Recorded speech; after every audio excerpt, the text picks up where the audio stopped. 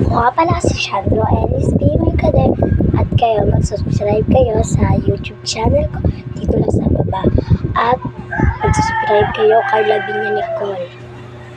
At yun lang po guys, tapos nanonood tayo kay Arkid.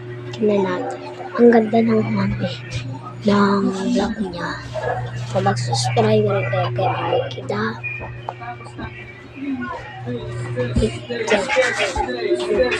At nagsimula na ang cooking battle at taste test ng mga judges. At ang niluto ng group 1 ay adobo. At kasi Ay naku, sir. ang ikukwento ko sa inyo ngayon ay kung paano kami nagluto ng carbonara nung elementary pa ako. Meron kasi ako nadagdag na ingredient na hindi babagay ihalo sa carbonara. O siguro, depende, ewan.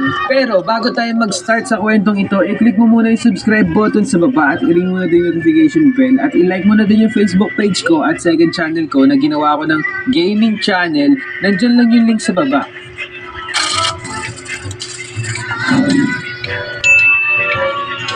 Nakangiti Home ka. Economics, ELE, HELE. Nung elementary kami, ang tawag sa subject namin na katulad ng mga ganito ay EPP, Edukasyong Pantahanan at Pangkabuhayan.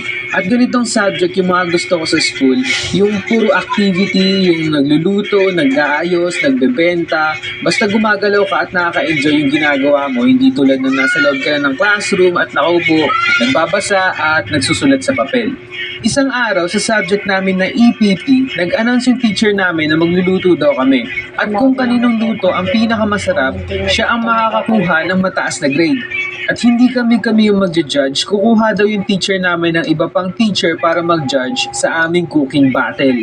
So sa araw na to, nag-groupings na kami at nag-usap-usap kami magkakaklase kung ano yung iluluto namin para sa cooking battle. Ako kasi, share ko lang, mas mahilig ako sa carbonara kumpara sa spaghetti. So sabi ko sa kanila, carbonara na lang yung lutuin natin. Mga elementary naman kami noon, so hindi pa ganun kataas ang mga pride namin.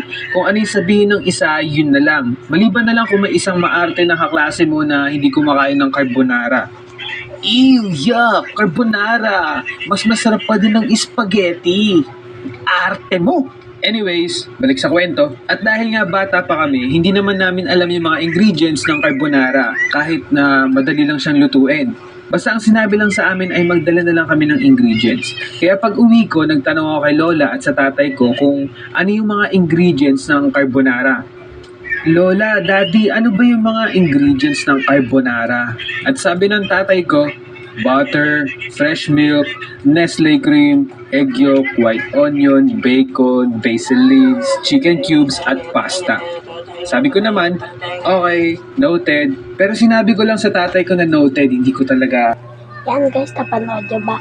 Comment part 2. Sorry, Arkid na pinapanood. Sabi ko lang po sa kanila, na-explain ko lang po na mag-subscribe sila tapos manood sila. Comment part 2 lang kayo guys. Bye-bye!